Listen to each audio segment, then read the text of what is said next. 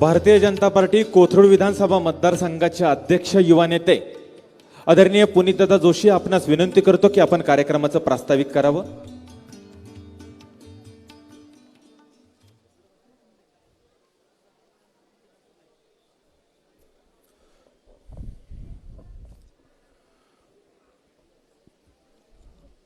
Bharatiya Janata party Maharashtra प्रदेशाचे यशस्वी अध्यक्ष, आपल्या कोथरूड मतदारसंघाचे लोकप्रिय आणि संवेदनशील आमदार सन्माननीय चंद्रकांतदादा पाटील यांच्या गेल्या 45 वर्षातल्या सामाजिक आणि राजकीय वाटचालीचं एक कॉफी टेबल बुक, एकंदरीत फोटो बायोग्राफीचं आज प्रकाशन या ठिकाणी होत आहे। या प्रकाशन कार्यक्रमाला उपस्थित भारताचे यशस्वी पर्यावरण आणि सूचना प्रसारण मंत्री सन्माननीय प्रकाशजी जावडेकर साहेब, पुणे शहर भारतीय जनता पार्टीचे अध्यक्ष युवा नेते सन्माननीय जगदीशजी मुळीक, पुण्यनगरीचे प्रथम नागरिक, स्मार्ट पुण्याचे स्मार्ट महापौर सन्माननीय मुरलीधर अण्णा मोहोळ, आमदार मुक्ताताई टिळक, आमदार सिद्धार्थजी शिरोळे, आमदार सुनील भाऊ कांबळे, पुणे शहराचे प्रभारी आणि भारतीय जनता पार्टी प्रदेशाचे सचिव सन्माननीय धीरजजी घाटे, स्थायी समितीचे सभापती सन्माननीय हेमंतजी रासने, संघटन सरचिटणीस सन्माननीय राजेशजी पांडे, उपस्थित सर्वच पुणे शहराचे सरचिटणीस, पदाधिकारी, माजी आमदार आणि उपस्थित सर्व बंधू भगिनींनो, गेल्या 45 वर्षात दादांचा जो राजकीय आणि सामाजिक जो प्रवास आहे त्या प्रवासाचं एक लोकार्पण पुस्तक रूपी, एक फोटो बायोग्राफी रूपी आज या ठिकाणी प्रकाशन होत आहे। ह्या फोटो बायोग्राफी जेव्हा आपण बघितली, त्या फोटो बायोग्राफीत असं लक्षात येतं की आज राजकीय क्षेत्र असू, व्यावसायिक क्षेत्र असू, अशा क्षेत्रात उच्च स्तरावर पोचलेले अनेक कार्यकर्ते, उच्च स्तरावर पोचलेले अनेक विद्यार्थी परिषदेत काम करणारे नेते हे माननीय दादांच्या नेतृत्वात हे घडले आहेत। विद्यार्थ्यांपासून ते ज्येष्ठांपर्यंत सर्व प्रश्नांची जाण असणारा नेता हा महाराष्ट्रात दादांना ओळखलं जातं। आपलं सहजपण, साधेपण, परंतु मजबूत विचारधारा, एखादा मजबूत विचार त्यांच्या मनात असतो, म्हणूनच ते त्यांच्या प्रत्येक टप्प्यात यशस्वीरित्या मुख्य जबाबदारी दादांनी आत्तापर्यंत भोगल्या। दरवर्षी एखाद्या कार्यकर्त्यांनी, राजकीय कार्यकर्त्यांनी आपल्या अहवालाचं प्रकाशन केलं पाहिजे किंवा आपल्या अहवालाचा लेखाजोखा हा आपल्या नागरिकांसमोर मांडला पाहिजे। ह्या जबाबदारीतनंच माननीय दादा दरवर्षी आपल्या अहवालाचं प्रकाशन करतात। गेल्या वर्षी त्यांनी 1 वर्षाचा त्यांचा अहवाल प्रकाशन याच ठिकाणी आपल्या सगळ्यांसमोर केला होता आणि आता अहवालाबरोबरच एकंदरीत 45 वर्षाचं त्यांचं जे हे कार्य आहे, 45 वर्षात त्यांनी जे सगळं सामाजिक आणि राजकीय त्यांचा जो प्रवास आहे, ह्या सगळ्या प्रवासाबद्दल त्यांचा ही फोटो बायोग्राफी आहे आणि ते जबाबदारी त्यांनी ती समजतात आणि आपण देखील कार्यकर्ते म्हणून त्यांच्याकडनं हे शिकलं पाहिजे की आपण कार्यकर्ते, पदाधिकारी म्हणून आपला देखील कामाचा लेखाजोखा हा दरवर्षी मांडला पाहिजे। कोथरूड मतदारसंघाचे आमदार म्हणून दादा आलेत म्हणून माझ्यासारख्या सामान्य कार्यकर्ते, अनेक कोथरूड मतदारसंघाचे कार्यकर्ते यांचं भाग्यच आहे। दादा कोथरूड मतदारसंघाचे आमदार झाल्यामुळे कोथरूड मतदारसंघातला प्रत्येक पदाधिकारी, कार्यकर्ते आज वेगवेगळ्या राजकीय क्षेत्रात काम करूनही वेगवेगळ्या पद्धती शिकतोय, साधेपणा शिकतोय, सात्विकता शिकतोय आणि कुठेतरी समर्पणाची भावना ही आम्ही सगळे कार्यकर्ते दादांच्या माध्यमातून शिकतोय। दादांना गेल्या 2 वर्षात आम्ही जे अनुभवतोय त्या अनुभवातून आम्ही शिकतोय। मागच्या वर्षी जो अहवाल आपण सादर केला त्या अहवालात वर्षभरातलं सगळं कोविडचा काळ आपण त्यात मांडला होता। कोविडची जेव्हा दुसरी लाट आली तेव्हा दुसऱ्या लाटीनंतर आपण सगळं पाहिलं की पूर्ण पुणे शहर हे काही दिवसांनी असं वाटत होतं की पुणे शहर आता रस्त्यावर उतरेल। हॉस्पिटलमध्ये जागा नव्हत्या, अक्षरशः रस्त्यावर लोक स्ट्रेचरवर होती, पण अशा परिस्थितीत देखील त्यांनी सामाजिक बांधिलकी जपत ह्या पुणे शहरात सगळ्यात प्रथम जर ऑक्सिजन बेड्स वाढवावी अशी निर्मिती जर कोणी केली असेल, ऑक्सिजन बेड्स कोणी वाढवले असतील तर माननीय दादांच्या प्रयत्नातनं ते झाले आणि नंतर शहराच्या संघटनेमुळे पुणे शहरभरात अनेक लोकप्रतिनिधींनी शहराच्या नेत्यांच्या माध्यमातून आपण हे ऑक्सिजन बेड्स वाढवायचं काम केलं। गरजवंत जे आपल्या कोथरूड मतदारसंघात आहेत अशा अनेक गरजवंतांना 2-2 महिन्याच्या नोकरी दिली. त्या नोकरी देऊन देखील त्या व्यावसायिकाकडनं त्यांचा पगार न घेता आपल्या स्वतःच्या खिशातनं त्यांनी त्यांचा पगार दिला. असा अनोखा उपक्रम एक हात मदतीचा म्हणून दादांच्या माध्यमातून आणि कोथरूड मतदारसंघाच्या वतीनं तो त्या ठिकाणी घेण्यात आला आणि त्यात जवळपास 250हून अधिक युवक युवती यात सहभागी झाले. आपल्याला माहिती आहे की जो कोविडचे दुसरी लाट होती त्या लाटेत अनेक ठिकाणी आयसोलेशन बेड्स अवेलेबल नव्हते, हॉस्पिटल्स अवेलेबल नव्हते. अशा परिस्थितीत माननीय दादांच्या माध्यमातनं दादांच्या कार्यालयातनं एक डॉक्टर आम्ही टेलिकॉन्फरन्सिंगसाठी एक 7 जणांची टीम माननीय डॉक्टर बुटाला यांच्या सर्व नेतृत्वात आम्ही या ठिकाणी बसवली होती आणि त्या माध्यमातून जवळपास 450हून अधिक पेशंट्सला घरपोच आम्ही त्यांना औषधं पोचवत होतो.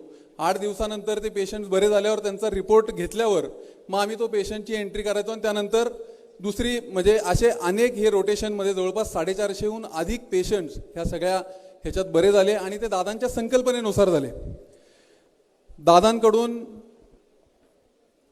जेव्हा कोविडचा हा सेकंड फेज संपला दादांनी एक संकल्पना मांडली. आमच्या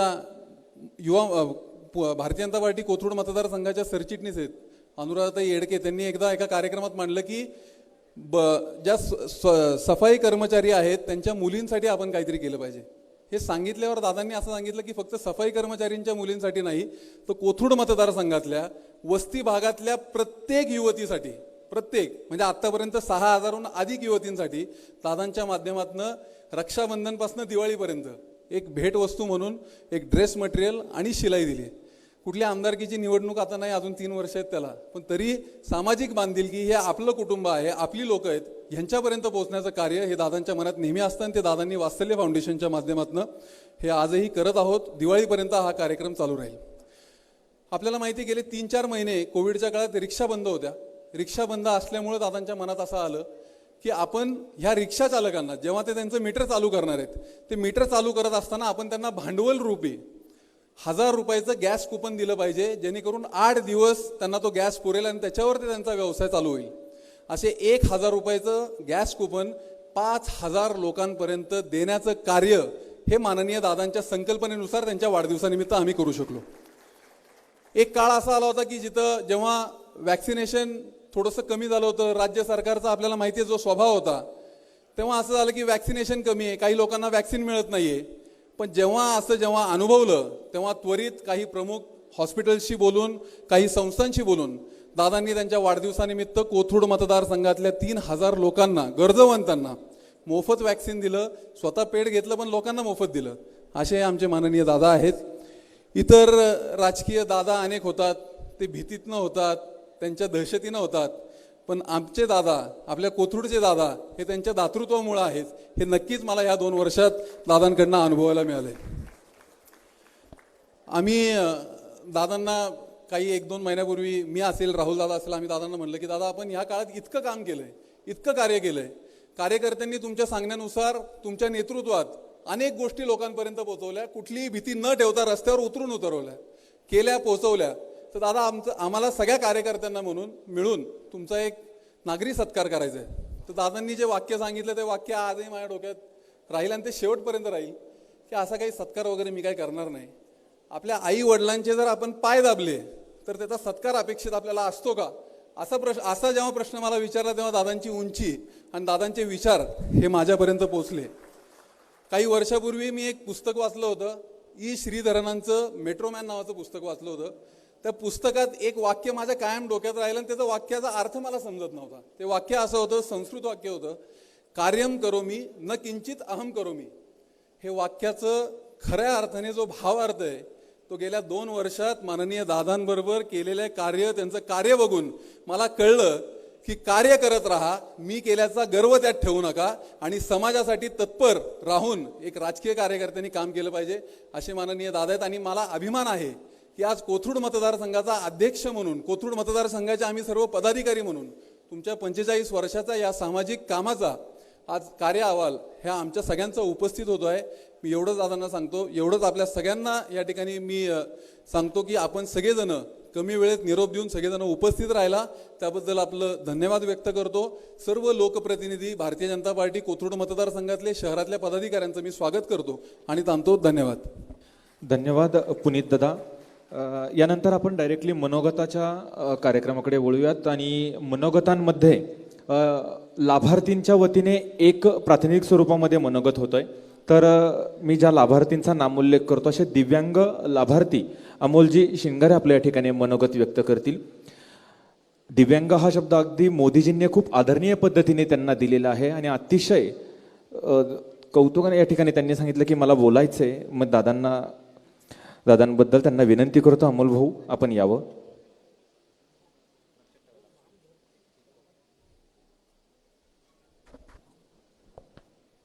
सर्वांना जय शिवराय. आदरणीय व्यासपीठ दादा, जमलेले सर्व बंधू भगिनी, जसं पुनीत दादा म्हटले की कोथरूडचे खरं भाग्य आहे की नाही का दादांसारखा सर्वव्यापी नेता आम्हाला मिळाला. तसंच मी म्हणेल की ज्या काळात दिव्यांगांसाठी कोरोनामध्ये म्हणजे श्रापच असतो दिव्यांग होणं, म्हणजे ते आम्हाला माहिती आहे. तो श्राप काही प्रमाणात नाही तर खूप प्रमाणात दादांच्या माध्यमातून कमी होला. कारण आम्हाला आमच्या ज्या फिजिकल मुवमेंट करण्यासाठी जो काय प्रॉब्लेम होतो त्या काळात आमचे जॉब्स सगळे गेले होते. दादांच्या माध्यमातून कोरोना किट आम्हाला उपलब्ध झाले, शिधा वाटप झाल्या आणि शिधा वाटप तेही 2-2 महिने पुरेल एवढं धान्य आम्हाला मिळालं. दादांनी जे औषधं किट बनवले होते तो कोथरूडमधलेच नाही तर जवळपास 150 दिव्यांग कोथरूडमधूनच नाही तर सर्व पुणे शहरातून आपण दादांच्या माध्यमातून त्यांना आपण औषधं पोचवायचं कार्य केलं. त्याच्यानंतर ज्या दिवशी दादांचा बड्डे होता तर 20 ते 25 रिक्षा चालक होते की जसं त्यांचा मीटर सुरू होणार मग त्यांच्या भांडवलाचं काय, तर ह्या लोकांना प्रातिनिधिक स्वरूपातच नाही तर त्यांना लवकर आले आणि तिथल्या तिथं त्यांना ते कुपन देण्यात गेलं. ह्या सगळ्या गोष्टी सांगताना मला इतका आनंद होतो आहे की आमदार आणि प्रदेशाध्यक्ष इतक्या शेवटपर्यंतच्या घटकापर्यंत तो विचार करणं म्हणजे खरंच ते भाग्य असतं आमच्यासारख्या दिव्यांग माणसांचं. दुसरी गोष्ट अशी आहे दादा, आपण सर्वांसाठी सर्व गोष्टी केलेल्या आहेत. जसं एक आम्हाला आदरपूर्वक मागणी आम्हाला करायची आहे. कोथरूडमध्ये ज्येष्ठ नागरिकांसाठी सर्व स्तरातील व्यक्तींसाठी काही ठिकाणं आहेत की तिथे ते व्यक्ती त्यांचा वेळ घालवू शकतात. तसंच आम्हाला कुठलाही कार्यक्रम घ्यायचं म्हटलं तर एक हॉल किंवा दिव्यांग म्हटलं तर आमच्यामध्ये असे दिव्यांग आहेत की पॅरा ॲथलीट्स आहेत, राष्ट्रीय खेळाडू आहेत, त्यांना खेळण्यासाठी ग्राउंड किंवा अजून आपल्या इथे त्यांचं छोटंसं बिझनेस करतायत पण त्याच्यासाठी त्यांना एक स्टेज किंवा त्यांच्यासाठी एक प्लॅटफॉर्म कोथरूडमध्ये जर आपण उपलब्ध करून दिलात तर मला असं वाटतं की पुढच्या वर्षीच्या कार्यालयामध्ये हे खूप नाविन्यपूर्ण उपक्रम होईल आणि आमच्यासाठी ती वास्तू एक वरदान ठरेल. तर ही एक आदरपूर्वक मागणी आपण असं करतोय. मला इथं बोलण्याची संधी दिली त्याबद्दल खरं तर नाव घ्यायची मला हे नाही आहे, परंतु संदीप दादा, पुनीत दादा आणि पुण्याचे लाडके आणि स्मार्ट महापौर तसेच सर्व पदाधिकाऱ्यांचे मी मनापासून आभार मानतो आणि थांबतो. जय हिंद, जय भारत. थँक्यू.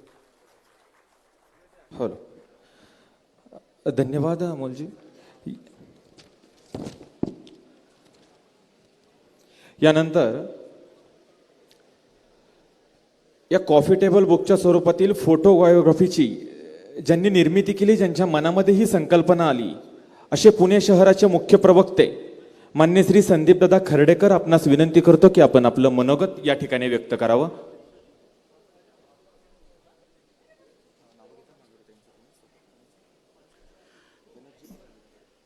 या ठिकाणी भारतीय जनता पक्षाच्या विधानसभेतील प्रतोद आणि 3 वेळा पर्वती सर करणाऱ्या आमदार माधुरीताई मिसाळ यांचं आगमन झालं आहे, त्यांचं स्वागत.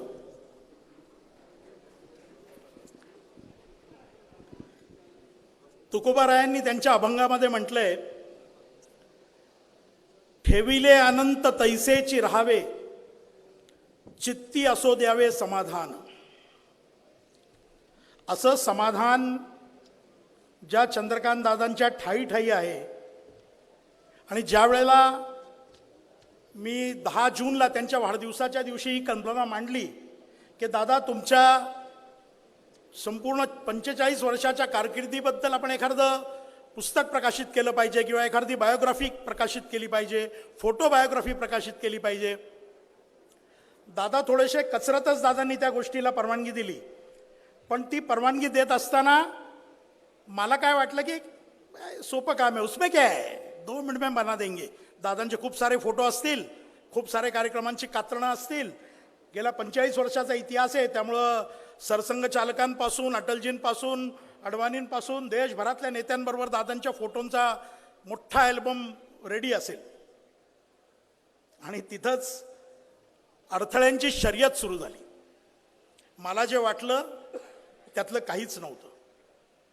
दादांचा साधेपणा, दादांचा संयमी स्वभाव, दादांचा सरळ मार्गीपणा, दादांचं चारित्र्य, या सर्व गोष्टींचा संगम घडवत असताना प्रचंड यातना ज्यांनी आपल्या 45 वर्षाच्या कार्यकाळामध्ये सहन केल्या आणि हे करत असताना सुद्धा जे निगर्वीपणे साधेपणानं हे काम करत राहिले, आजही करत आहेत, अशा चंद्रकांत दादांच्या फोटो बायोग्राफीचं आज या ठिकाणी प्रकाशन होत आहे.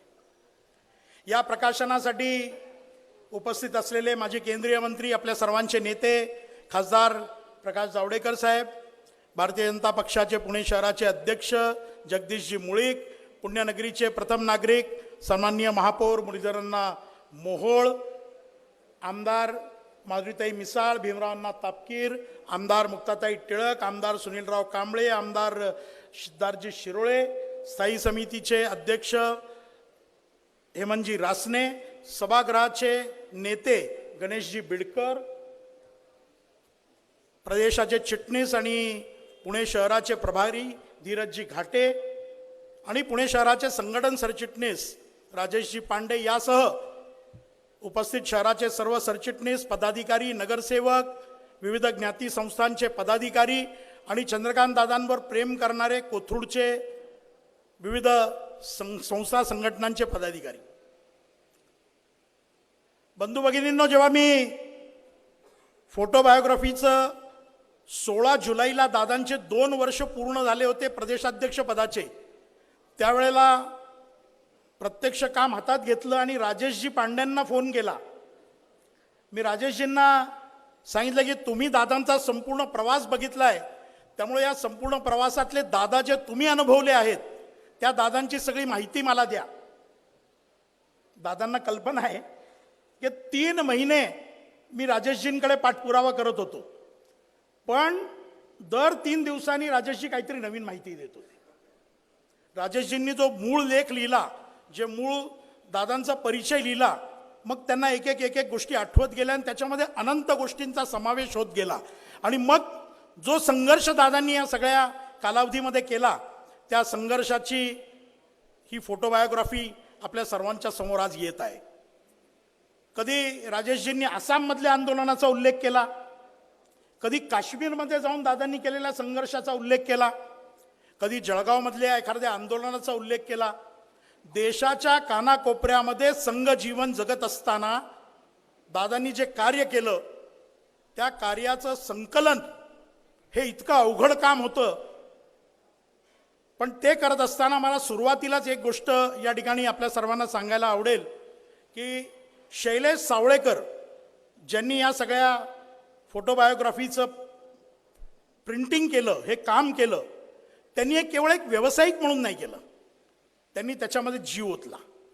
प्रत्येक पान हे अधिक रेखीव कसं होईल, प्रत्येक त्यातला फोटोचं कॅप्शन हे अधिक संयुक्तिक कसं होईल, त्या वेळेसच्या प्रसंगानुरूप जे फोटो निवडले त्या फोटोंचं कशा पद्धतीनं आपल्याला क्रम लावता येईल, या सगळ्याचा विचार करून ही फोटोबायोग्राफी तयार झाली. आणि हे सगळं करत असताना दादा प्रसन्न जोशीचा या ठिकाणी मला आवर्जून उल्लेख केला पाहिजे. कायम पडद्याच्या आड राहणारा आमचा प्रसन्न हा या संपूर्ण फोटो निवडीच्या कार्यामध्ये त्याने वाहून घेतलं आणि जवळजवळ महिनाभर प्रसन्न हे सगळे फोटोचं सिलेक्शन करत होता. हे सगळं सांगताना आम्ही खूप शोधत होतो की दादांचा एखादा सुटाबुटातला फोटो मिळतो का. पण आपल्या सर्वांना कल्पना आहे की साधा जीवन उच्च विचार असं दादांचं एकूण कार्यकर्तृत्व आहे. त्या पद्धतीनंच ते काम करतात. त्यामुळं दादांचे असे सुटाबुटातले फोटो आम्हाला मिळालेच नाही. एक फोटो कुठल्या तरी परदेशी एक शिष्टमंडळ आलं होतं त्याच्याबरोबरचा मिळाला आणि आम्ही तो बघून प्रसन्न झालो की चला कुठंतरी एखादा दादांचा वेगळा फोटो आम्हाला मिळाला आहे. आणि मग जे जुने सोबता फोटो आम्हाला मिळत गेले, महाराष्ट्रातल्या वेगवेगळ्या भागातून आम्ही ते कलेक्ट करत गेलो. ते कलेक्ट करत असताना, फोटोंचं संकलन करत असताना एक गोष्ट अजून प्रकर्षाने जाणवली की दादा कुठल्याच फोटोमध्ये कॅमेऱ्याकडे बघत नाही. दादांचं लक्ष त्या लाभार्थ्याला किंवा ज्या कार्यक्रमाला मदत करतायत त्या कार्यक्रमाकडे असते. शेवटच्या 1200 फोटोंमधनं जेव्हा 250 फोटो निवडायची वेळ आली तेव्हा आम्ही दादांना सांगितलं की दादा आता तुम्ही आमच्याबरोबर बसा आणि तुम्हाला यातले कुठले फोटो या फोटो बायोग्राफीसाठी संयुक्तिक वाटतात ते आम्हाला सांगा. नेता कसा असावा याचं त्या दिवशी खऱ्या अर्थानं परिचय झाला. समाधान हे नाव ज्या वेळेला दादांनी निवडलं त्यावेळेला मी म्हटलं दादा तुम्ही समाधानी जरी असलात आजवरच्या कार्याबद्दल तरी तुमचं सेवा कार्य इतकं अफाट आहे की त्या सेवा कार्याला अजून काही वर्षांची जोड ही मिळत गेली तर खऱ्या अर्थानं ते समाधान होईल. पण हे फोटो निवडत असताना एका महिलेला जिचा पाठीचा कणा गेला होता, जिला उठता येत नव्हतं, तिचा फोटो होता. तिच्या डोळ्यातले भाव हे भाव केवळ कृतज्ञतेचे नव्हते तर जणू तिला परमेश्वर दिसला अशा प्रकारचे भाव होते. आणि ती नुकतंच ऑपरेशन झालेलं, दादा तिला दवाखान्यात भेटायला गेलेले आणि ती अशी उठून दादांना बिलगण्याच्या स्थितीत होती, एवढी ती उपकृत झालेली होती. तो फोटो बघितला आणि दादा म्हणाले बास संदीप, आयुष्यात काय कमवायचं ना ते हे कमवायचं. मला हे जे आज मिळाले ना याचं समाधान आहे. असेच पुढे गेलो. कोल्हापूरजवळ मला वाटतं दादा ते 25 गावांची तहान भागवणाऱ्या जल शिवाराचं आपण उद्घाटन केलं. तोही फोटो तिथे श्रीफळ अर्पण करताना, जलपूजन करताना दादा म्हणाले की हे सगळं केलं ना की असं वाटतं की भरून पावलं. ना सत्तेची लालसा, ना पदाची लालसा. सत्ता मिळाली नाही मिळाली, पण सेवा कार्य अखंडपणे करत राहणं हे त्या दिवशी दादांचा जो सर्वात महत्त्वाचा गुण आहे तो गुण अधोरेखित झाला. तुम्हा सर्वांना संघाची प्रार्थना जर तुम्ही ऐकली असेल तर त्याच्यामध्ये अजय्यांच विश्वस्य देही शक्तिम सुशीलं जगद्येन नम्रम भवेत श्रुतंचैव यत्कंटकाकीर्ण मार्गम स्वयं स्वीकृतन्न सुगम कार्ये. हे जे म्हटलंय त्याचा अर्थ असा की परमेश्वरा मला अशी शक्ती दे की सगळं विश्व नतमस्तक होईल. मला असं चारित्र्य दे की त्याच्यापुढे सगळेजण नतमस्तक होतील. मला असं ज्ञान दे की मी ज्या मार्गाने चाललोय तो मार्ग कंटकाकीर्ण असला, काट्यांनी भरलेला असला तरी तो पंथ मी सुगम करू शकेन, त्याच्यावर चालण्याजोगा करू शकेन, ज्याच्यावरनं मीच नव्हे तर माझ्या नंतरच्या अनंत पिढ्या चालत राहतील. हा जो उदात्त विचार संघ कार्याचा होता तो उदात्त विचार घेऊन दादा काम करतायत. पुनीतने काही गोष्टींचा उल्लेख केला, लाभार्थी अमोल शनगारेने काही गोष्टींचा उल्लेख केला. पण गेल्या 2 वर्षामध्ये दादांनी कोथरूडचे आमदार म्हणून केलेल्या कार्याचा जर आपण आलेख मांडायचा झाला तर मला वाटतं असे 10 कॉफी टेबल बुक आपल्याला प्रकाशित करावे लागतील, एवढ्या मोठ्या प्रमाणावर काम.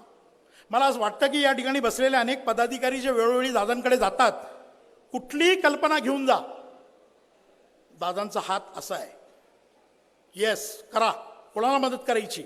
अरे सणसुदी आली आहे, मुलींना अंगावर ड्रेस नाही कोरोनाच्या काळामध्ये, द्या ड्रेस, मी देतो पैसे. महिलांना साड्या द्या. माझ्या भगिनी आहेत, माझ्या सगळ्या भगिनींना सणासुदीला चांगले कपडे मिळाले पाहिजेत, रोजगार बुडाला आहे त्यांचा. एखादं बचत गट येतं ते म्हणतं आम्हाला शिलाई मशीन द्या, आम्ही काम करू आणि त्याच्यातनं आमचं कुटुंबाचा उदरनिर्वाह चालेल, घ्या, तुम्हाला मशीन दिल्या. मला वाटतं सेवा कार्य अविरतपणे करत राहणं हा दादांचा जो धर्म आहे तो धर्म आपल्या सर्वांसाठी हा खूप मोठ्या प्रमाणावरती मार्गदर्शक आहे, किंबहुना हे कार्य एखाद्या दीपस्तंभासारखं आहे. मी ज्या वेळेला दादांशी च्याबद्दल बोलायला सुरुवात करतो त्यावेळेला मला त्यांच्या एक एक गोष्टींचा जो अनुभव आला आहे त्याबद्दल बोलताना खूप मोठी यादी आपल्या सर्वांसमोर सादर करायची होती. पण जसे तुम्ही सगळे उत्सुक आहात तसा मीही या सर्वच मान्यवरांचे वक्तव्य ऐकायला उत्सुक आहे. देवेंद्रजी आणि भारतीय जनता पक्षाचे आपले राष्ट्रीय अध्यक्ष JP नड्डाजी या दोघांनीही ज्या वेळेला दादांच्या या फोटोबायोग्राफीसाठी त्यांचे संदेश पाठवले त्यावेळेला त्या संदेशामध्ये त्यांनी हे स्पष्टपणे दोघांनीही सांगितलं की दादांचा कार्यकाळ हा 2 वर्षाचे आमदार, 2 वर्षाचे प्रदेशाध्यक्ष असा म्हणून तुम्ही बघूच नका. या कार्यकाळाकडे बघताना 1977 साली दादांनी संघाच्या सांगण्यावरनं जेव्हा विद्यार्थी परिषदेचं काम हाती घेतलं आणि ते कार्य अविरतपणे चालू ठेवलं आहे, त्याच्यामध्ये संघर्ष आला, त्याच्यामध्ये अनेक वेळा जेलमध्ये जावं लागलं, अनेक वेळेला अटक झाली, अनेक वेळेला लाठीमार सहन करावा लागला, अनेक वेळेला देशाच्या कानाकोपऱ्यामध्ये जिथे कोणी परिचित नाही अशा ठिकाणी जाऊन राहावं लागलं, त्या ठिकाणी काम करावं लागलं. पण ते सगळं करत असताना न डगमगता, ते सगळं करत असताना मनामध्ये कुठल्याही प्रकारची शंका येऊ न देता दादा नेहमी म्हणतात नेत्यांची इच्छा ही तर आज्ञा, आणि ती आज्ञा समजून काम करणारे चंद्रकांत दादा विधान परिषदेचे 2 टर्म आमदार आणि त्यानंतर कोथरूड मतदारसंघाचे आमदार म्हणून काम करत असताना, प्रदेशाध्यक्ष म्हणून राज्यभर संघटना बांधणी करत असताना, विविध संकटांना तोंड देत असताना कधीही कोणाबद्दलही वाईट बोललेलं मला आठवत नाही. दादा त्यांच्या शत्रूंबद्दल सुद्धा कायम आदरानेच बोलतात, किंबहुना दादांचा हा गुण आपण सर्वांनी अंगीकारावा अशा पद्धतीचा आहे. लवकरच म्हणजे याच महिन्यामध्ये दिवाळीच्या नंतर आपण दादांच्या 2 वर्षाच्या कार्यकाळाचा जो अहवाल आपल्या सर्वांना मिळेल आणि ज्याच्यामध्ये दादांनी केलेले कामच नव्हे तर काही जुने फोटो विद्यार्थी दशेतले जे दादांनी काम केलंय ते सुद्धा आपल्या सर्वांच्या हातामध्ये पडेल अशा प्रकारची व्यवस्था पुनीत, मी, राहुलजी आम्ही सगळे मिळून करतो आहे. आजच्या या फोटोबायोग्राफीच्या प्रकाशनाच्या निमित्तानं दादा 45 वर्ष तुमच्या कारकिर्दीचं सुरू आहे. 45 आकडा म्हणजे 9, आणि जगभर जावडेकर साहेब अधिक चांगला प्रकाश टाकतील की राजकारणामध्ये 9 हा आकडा अतिशय शुभ मानला जातो. त्यामुळे आपल्या कारकिर्दीच्या 45व्या वर्षी अधिक मोठी झेप आपण घ्यावी आणि जे सेवा कार्य अविरतपणे आपलं चालू आहे ते सेवा कार्य अशाच पद्धतीनं सुरू राहावं, यासाठी दादांच्या 45 वर्षाच्या कारकिर्दीचा हा सगळा आलेख, हा सगळा लेखाजोखा आपल्या सर्वांच्या समोर समर्पित. धन्यवाद. हॅलो, धन्यवाद दादा. यानंतर तर वक्ते आपले 5-5 मिनिटच बोलतील आणि ज्यावेळेस खरं तर दादांनी सांगितलेल्या पद्धतीनेच जे प्रकाशन या ठिकाणी होणार आहे ते खरं तर इतकी दादा लोक, इतकी संपूर्ण भारतीय जनता पार्टीतील राजकारणातील सर्व महत्त्वाची लोक या ठिकाणी उभे आहेत, यांच्या शुभहस्ते करता आलं असतं, परंतु दादांनी लाभार्थ्यांच्या शुभहस्ते हे घ्यायचं असं सुचवलं. एक याच्यावरूनच दादांचा एक कल्पक गुण आपल्या लक्षात येतोय. आणि त्या प्रकाशनाच्या पूर्वी एक लाभार्थींच्या सर्व लाभार्थींना या ठिकाणी खरं तर मनोगत व्यक्त करायचं होतं, पण तेवढा वेळ नव्हता आणि म्हणून त्या सर्व लाभार्थीकांचं शब्दांकन अनुराधाताईंनी प्रत्येकाचं विचारून त्याचं केलेलं आहे. त्याचं वाचन या ठिकाणी करतो, त्यानंतर व्हिडिओ लावली जाईल आणि सर्व लाभार्थींच्या हस्ते याचं ओपनिंग होईल. मी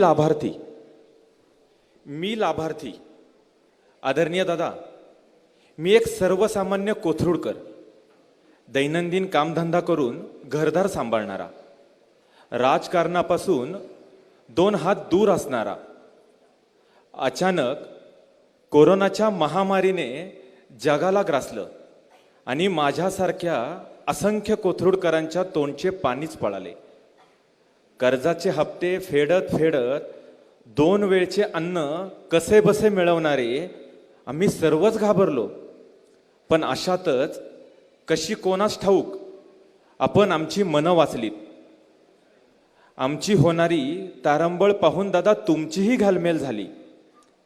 अगदी त्या दिवसापासून ते आजपर्यंत आपण आमच्यापर्यंत अनेक रूपाने पोचलात.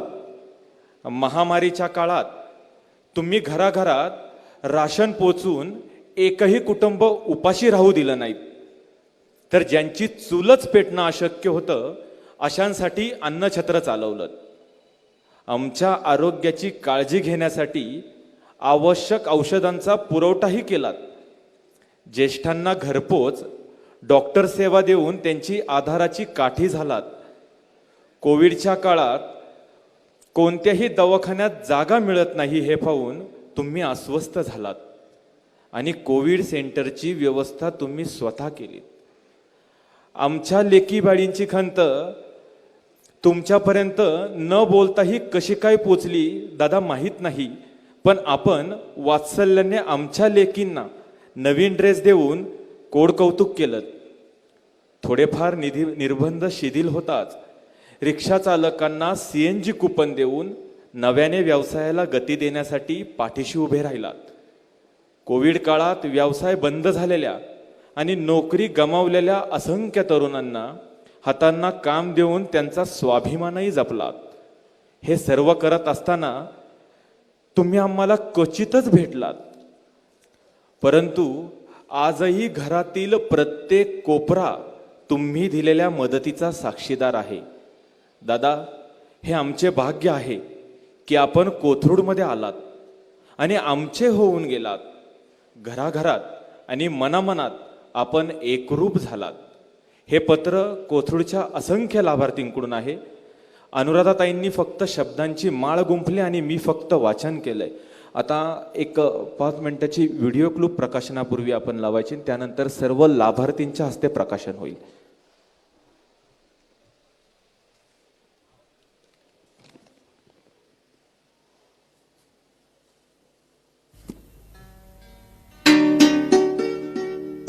चंद्रकांत बच्चू पाटील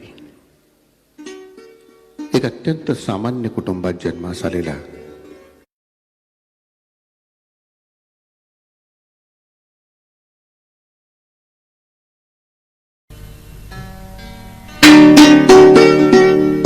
चंद्रकांत बच्चू पाटील एक अत्यंत सामान्य कुटुंबात जन्मास आलेला गिरणी कामगाराचा मुलगा. B.Com पर्यंतचं शिक्षण त्यांनी अत्यंत कष्टप्रद अवस्थेत पूर्ण केलं. विद्यार्थी परिषदेचे तत्वचिंतक माननीय यशवंतराव केळकर यांचा घनिष्ठ संपर्क त्या काळी गिरण गावातील वस्त्यांमध्ये असायचा. तिथे चंद्रकांत त्यांच्या संपर्कात आले. चंद्रकांत मधील नेतृत्व गुण यशवंतरावांनी ओळखले. त्यांच्याच आवाहनावरून चंद्रकांत विद्यार्थी परिषदेच्या कार्यालयात मार्बलवर राहण्यासाठी 1978 साली आले. आणीबाणीचा कालखंड संपलेला होता. राष्ट्रवादी चळवळी वीरवृत्तीच्या आवेशात अधिक व्यापकपणे सक्रिय होत होत्या. त्याच आवेशात चंद्रकांतने स्वतःला विद्यार्थी चळवळीच्या कार्यात झोकून दिलं. या कालखंडात माननीय यशवंतराव केळकर आणि माननीय बाळासाहेब आपटे विद्यार्थी चळवळीला दिशा देत होते.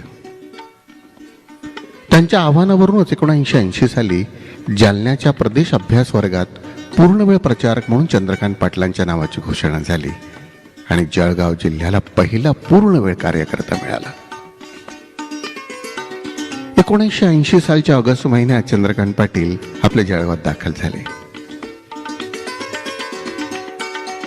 वेगवेगळ्या क्षेत्रातील लोकांची मैत्री करणं, मित्रांची काळजी घेणं आणि मित्रांची जोपासना करणं हे चंद्रकांत पाटलांचं बलस्थान आहे. त्यामुळेच त्यांच्या भोवती आजही मित्रांचं मोहोळ असतं. मित्रच नव्हे तर सगळीच माणसं चंद्रकांत पाटलांना दादा म्हणतात. या दादांचा संपर्क थेट चुलीपर्यंत. त्यामुळेच अवघ्या महाराष्ट्रातील घराघरात दादांना आई, बाबा, आजी, काका, भाऊ या नात्यांनी भरलेलं भलं मोठं कुटुंब लाभलंय. आपल्या कुटुंबातील प्रत्येकाशी दादांचा आजही संपर्क आहे, संवाद आहे. प्रसिद्ध उद्योगपती माननीय भवरलालजी जैन हे सुद्धा दादांच्या सुसंवादामुळेच परिषदेचे हितचिंतक झाले, ते कायमचे. 1980 ते 83 या कालखंडात जळगाव जिल्ह्यात गावोगावी संघटना रुजवल्यानंतर त्यांच्यावर परिषदेची महाराष्ट्र प्रदेश संघटन मंत्री जबाबदारी सोपवण्यात आली आणि त्याचं केंद्र मुंबई झालं. असं असलं तरी जळगाव जिल्ह्याशी त्यांचं असलेलं नातं, स्नेहसंबंध तसाच कायम टिकून राहिला. अवघा महाराष्ट्र हे दादांचं कार्यक्षेत्र झाल्यानंतर त्यांच्या संघटन कौशल्याच्या विलक्षण छटा महाराष्ट्रभर उमटू लागल्या. परिसर सक्रियता ही त्यांनी परिषदेला दिलेली मोठी देणगी आहे. रचनात्मक कार्याबरोबर रचनात्मक आंदोलनावर त्यांनी भर दिला. त्यांच्या प्रयत्नांमुळेच महाविद्यालय आणि विद्यापीठ परिसरात विद्यार्थी चळवळी अधिक सक्रिय होऊ लागल्या. 1988-89 दादांनी संघर्ष पर्व जाहीर केलं होतं. राज्यस्तरापासून शाखा स्तरापर्यंत संघर्ष प्रमुख अशी नवी रचना त्यांनी विकसित केली होती. केवळ महाविद्यालयातील निवडणुकाच नव्हे तर कॉलेज कॅम्पसमधील विविध उपक्रमात त्यांनी कार्य करताना अधिक सक्रिय केलं. त्यामुळेच विद्यार्थी परिषदेचे झेंडे विद्यार्थी संसदेवर फडकू लागले. मुंबई विद्यापीठाची देशभर गाजलेली निवडणूक त्यांच्यामुळेच अविस्मरणीय ठरली. या संघर्ष पर्वातच दादांनी कॅम्पस कल्चर हा नवा आयाम परिषदेला दिला. विद्यार्थी हितासाठी संघर्ष करीत असतानाच स्वातंत्र्य दिन, प्रजासत्ताक दिन साजरे करण्यासोबत दादांनी उपक्रमशीलतेवर खूप भर दिला. तंत्र शिक्षण विद्यार्थी परिषद, डिपेक्स, कृषी शिक्षण विद्यार्थी परिषद यासारखे नवनवीन आयाम त्यांच्यामुळेच परिषदेत विकसित होऊ लागले. प्रत्येक आयामासाठी समर्थ कार्यकर्ते त्यांनी उभे केले. आज हे सर्व आयाम स्वतंत्र चळवळी म्हणून परिषदेच्या नावानं काम करीत आहेत. दादा पाटील हे स्वतः एक चालती बोलती इन्स्टिट्यूट आहे. या इन्स्टिट्यूटचा मुख्य आधार आहे तो फक्त कार्यकर्ता. विद्यार्थी परिषदेचे क्षत्रिय संघटन मंत्री आणि महामंत्री म्हणूनही दादांची कारकीर्द अविस्मरणीय अशीच राहिली आहे. सामाजिक समरसतासारख्या संवेदनशील विषयावर त्यांनी महामंत्री असताना देशाच्या कानाकोपऱ्यात प्रवास करून विभिन्न प्रदेशातील सामाजिक परिस्थिती समजावून घेतली. राजकीय पटलावरील दादांची सुरुवात अत्यंत उत्साहवर्धक आहे. पश्चिम महाराष्ट्राच्या साखरपट्ट्यात त्यांनी आपल्या कार्यकर्तृत्वाची झलक नुकतीच दाखवून दिली आहे. महाराष्ट्राच्या राजकारणाची दिशा बदलण्याचं सामर्थ्य दादांच्या या विजयामध्ये आहे. दादांच्या संघटन कौशल्याचे दमदार स्वरूप आता आपल्याला राजकीय क्षेत्रातही अनुभवता येतील.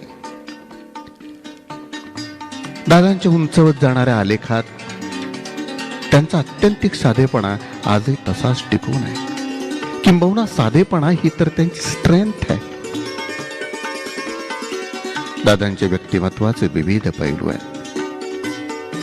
त्यांची संघर्ष यात्रा चित्तथरारक आणि तेवढीच प्रेरणादायी आहे.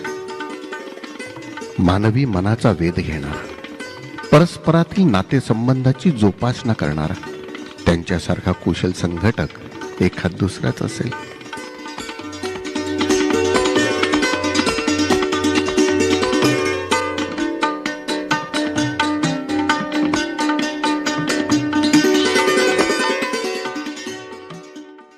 व्यक्त करते. आपले सर्वांचे मार्गदर्शक आदरणीय चंद्रकांत दादांच्या कॉफी टेबल बुकचं आज प्रकाशन होतंय आणि एकूणच गेल्या 45 वर्षामध्ये जो राजकीय आणि सामाजिक जीवनाचा प्रवास हा त्याच्यातून आपल्या सर्वांसमोर आज उलगडणार आहे. त्या कार्यक्रमाच्या निमित्तानं व्यासपीठावरती उपस्थित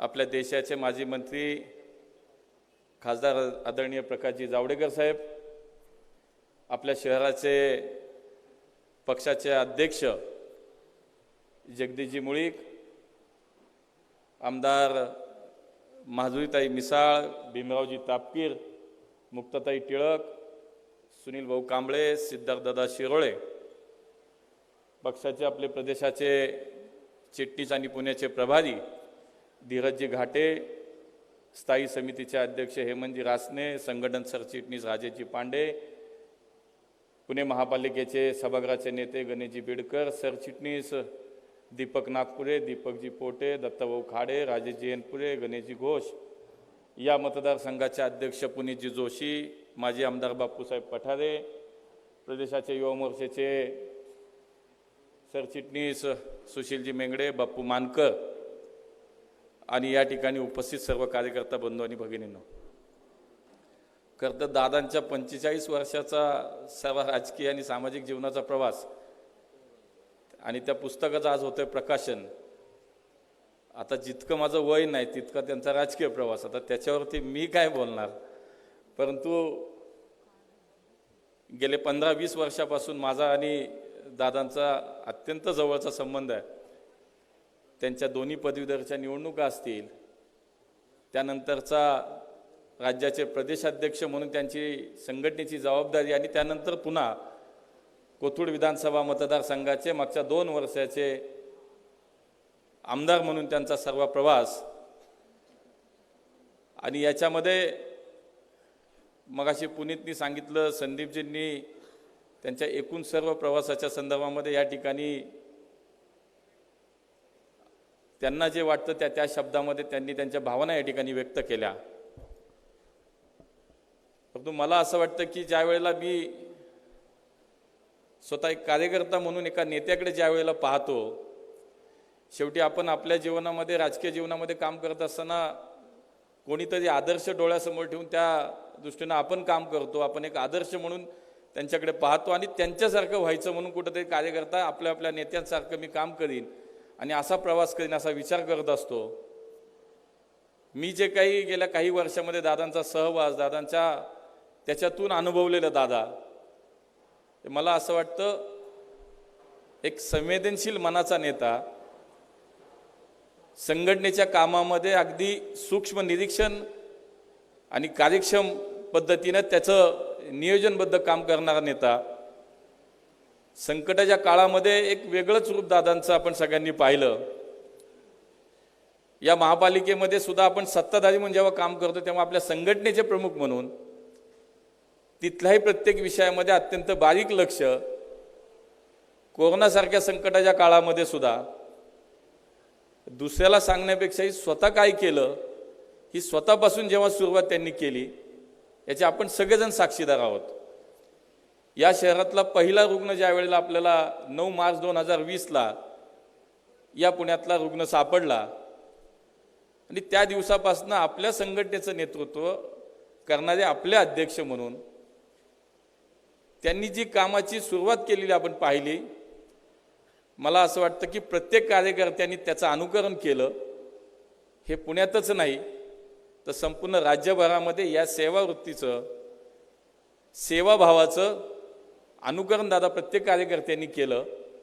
आज या कार्यक्रमात आहे म्हणून मी बोलत नाही, परंतु मी बोलण्यापेक्षाही सर्वच कार्यकर्ते, या संघटनेमध्ये काम करणारे लोकप्रतिनिधी सगळेच आज हे बोलतात की अत्यंत सुरुवातीच्या ह्या अडचणीच्या संकटाच्या काळात सुद्धा एक सामाजिक बांधिलकी काय असते, समाजाप्रती कर्तव्याची जाणीव काय असते आणि मुळात राजकारणामध्ये काम करताना एक संवेदन मनाच्या एक व्यक्तिमत्व म्हणून, एक व्यक्ती म्हणून त्याच्यामध्ये त्याच्या पलीकडे जाऊन काय काम केलं जातं हे आपण आपल्या या सगळ्या कामातनं, आपण केलेल्या या सगळ्या मागच्या 2 वर्षाच्या ह्याच्यातनं आमच्यासमोर एक वेगळा आदर्श आहे. समाजातला प्रत्येक घटकाचा विचार एक लोकप्रतिनिधी म्हणून सुद्धा आपण केलात. संघटनेचा प्रवास म्हणून राज्यभरामध्ये प्रवास करत असताना सुद्धा गेले 2 वर्ष या विधानसभा मतदारसंघामध्ये सुद्धा इथले आमदार म्हणून आज जसं एक मोठं उदाहरण, एक आदर्श राजकारणी म्हणून आपण घालून देताय की या सगळ्या 45 वर्षाचा प्रवास करत असताना त्याच्या अहवालाचं प्रकाशन एका लाभार्थ्याच्या हस्ते आपण करताय. आपला एकूण राजकीय प्रवास आम्हाला सगळ्यांना माहिती आहे, जो ऐकण्यातनं लोकांच्या बोलण्यातनं येतो, याचं प्रकाशन एक राज्याचे अध्यक्ष म्हणून संघटनेचं विद्यार्थी परिषदेपासून आतापर्यंत केलेलं एक काम म्हणून केलेला कार्यकर्ता म्हणून आपण अगदी नरेंद्र मोदीजी आणि अमित भाई शहांना सुद्धा याच्यामध्ये आणू शकला असतात, हे याच्यातलं कोणीही नाकारू शकत नाही. परंतु आपल्याला धन्यता याच्यात वाटली की मी ज्या भावनेतनं या ठिकाणी काम करतोय, माझा एक सर्वसामान्य मतदारसंघातला माणूस जो अनेक या सगळ्या योजनेच्या माध्यमातून कुठेतरी जोडला गेलाय, तो भावनेने जोडला गेलाय, तो मनाने जोडला गेलाय, मी त्याच्या हस्ते या ठिकाणी याचं प्रकाशन करेल. मला असं वाटतं आमच्या सगळ्यांसाठी हा एक वेगळा आदर्श आहे. वाढदिवसाच्या निमित्तानं सुद्धा आम्ही पाहतो की आपल्या वाढदिवसाच्या विषयात सुद्धा आपण खूप राजकीय कार्यकर्ते खूप काही डोक्यात विचार करून ठेवलेला असतो, खूप काही करायचं प्रत्येकाच्या मनात आपल्या सगळ्यांच्या असतं. परंतु तो एक आदर्श या राज्याचे संघटनेचे प्रमुख म्हणून जेव्हा आपण सांगता की माझ्या वाढदिवसाच्या निमित्त कुठं बॅनर बोर्ड लागला नाही पाहिजे, कुठलाही केक कापला गेला नाही पाहिजे, कुठलाही मला बुके नकोय, तर कोरोनाच्या काळात संकटात सापडलेल्या सर्वसामान्यांना आधार देण्याचं काम आपण सगळ्या या वाढदिवसाच्या निमित्तानं करूया. मी मागाशी म्हटलं तसं महानगरपालिकेच्या कामामध्ये सुद्धा गेल्या 1.5 वर्षामध्ये कोरोनाच्या विशेषतः संकटाच्या काळामध्ये या शहरामध्ये 5 लाख लोक बाधित झालीत आतापर्यंत.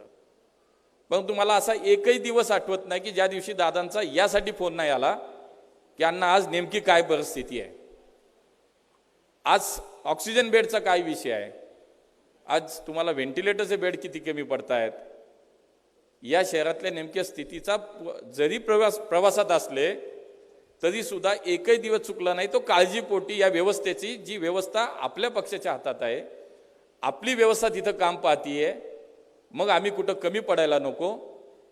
या शहराच्या विकासाच्या दृष्टिकोनातून विचार करताना या शहराचे मोठे प्रकल्प असतील, इथपासूनचा विचार असेल तर एखाद्या वॉर्डातल्या नगरसेवकांनी त्या भागामध्ये नेमकं काय काम केलं पाहिजे, तो कुठं कमी पडतोय, त्याच्याबद्दल त्यांनी काय याच्यामध्ये आता पुढचं नियोजन निवडणूक म्हणून केलं पाहिजे. इतक्या बारीक बारीक गोष्टीमध्ये आम्हाला कौतुक वाटतं की इतक्या वेळेला एक माणूस इतकं सगळं काम कसं करू शकतो. राज्यभरातला प्रवास आहे, संघटनेचे विषय आहेत, संघटनेच्या संदर्भातल्या अनेक महानगरपालिका, जिल्हा परिषदेच्या निवडणुका आहेत, अनेक विषय, मतदारसंघ, शहर, सगळ्याच गोष्टी, आणि त्याच्या पलीकडे जाऊन जो सेवाभाव आहे त्याच्यातनं एक मोठं विश्व आपण निर्माण केलंय. कदाचित इथल्या प्रत्येकाला ते माहीत नसावं. ते कदाचित मला असं वाटतं की या कॉफी टेबल बुकमध्ये त्याचं नक्की काहीतरी विस्तृत त्याच्या संदर्भातली माहिती फोटोच्या स्वरूपात कळणं असेल. हा सेवाभाव जो आहे तो आम्ही खूप जवळनं बघितला. आणि म्हणायला ठीक आहे, आपण म्हणतो की बाबा संवेदनशील मनाचे हे राजकारणी ते, पण मला असं वाटतं त्याच्यात की आम्ही अनुभवलेले संवेदनशील मनाचे नेते. म्हणजे जसं मगाशी आमचा अमोल या ठिकाणी बोलून गेला की दिव्यांगांसाठी काय काय म्हणून या ठिकाणी गेल्या 2 वर्षामध्ये दादांनी उपक्रम केले किंवा त्यांना काय मदत केली, हे केवळ एक उदाहरण नाही.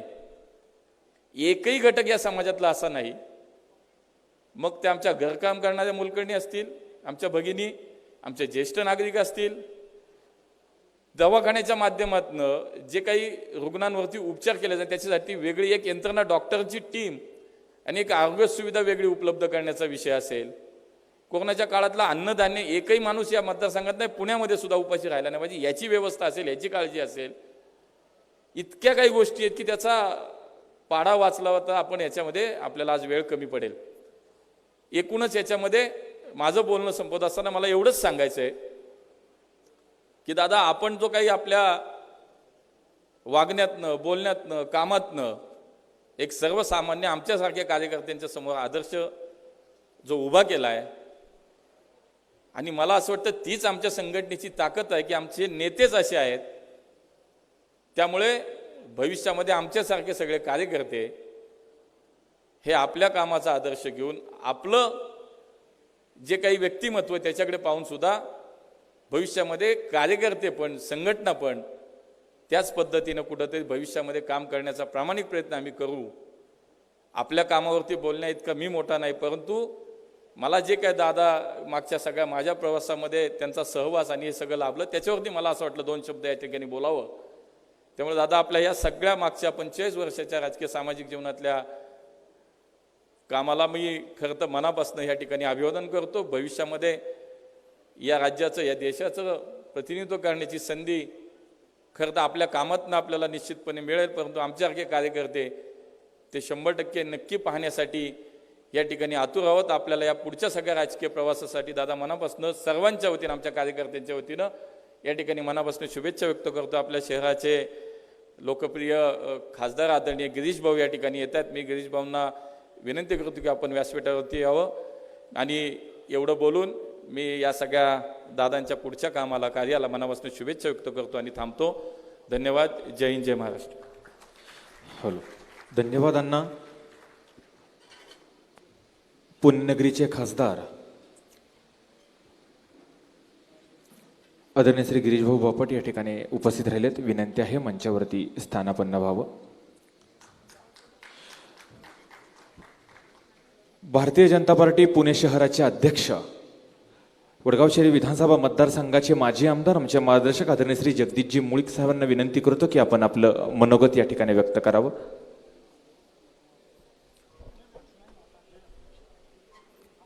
छत्रपती शिवाजी महाराज की. जोरात आवाज येऊ द्या. थोड्या वेळाने जेवण पण आहे आपल्यासाठी. भारत माता की. वंदे वंदे. आजच्या कार्यक्रमाच्या निमित्तानं व्यासपीठावर उपस्थित असलेले भारतीय जनता पार्टीचे महाराष्ट्राचे अध्यक्ष चंद्रकांतदादा पाटील,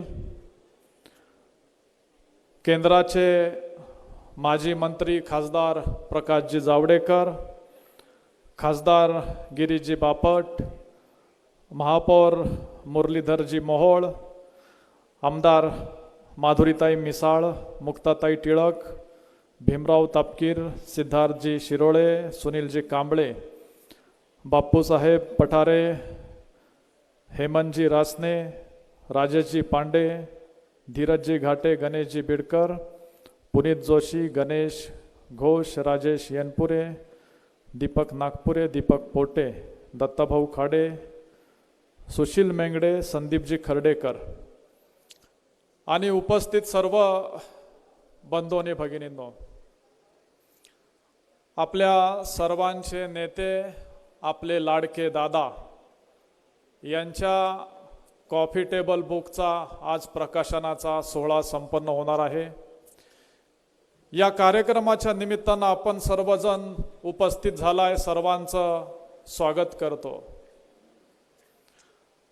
45 वर्षांचा संघर्ष या पुस्तकामध्ये आपल्याला पाहायला भेटणार आहे. आपण काही वेळापूर्वी एक चित्रफित पाहिली. तिथं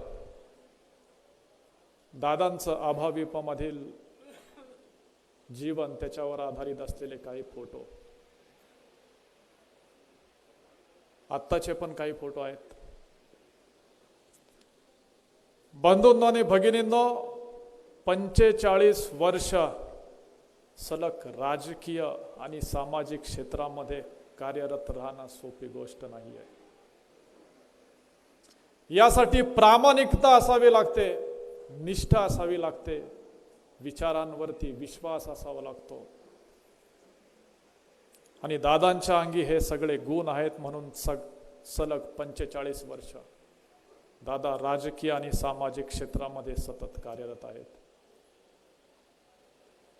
अत्यंत सामान्य कुटुंबातनं जन्म घेतलेली ही व्यक्ती आज राज्याच्या संघटनेचे प्रमुख आहेत, याचा आपल्या सर्वांना अभिमान असला पाहिजे.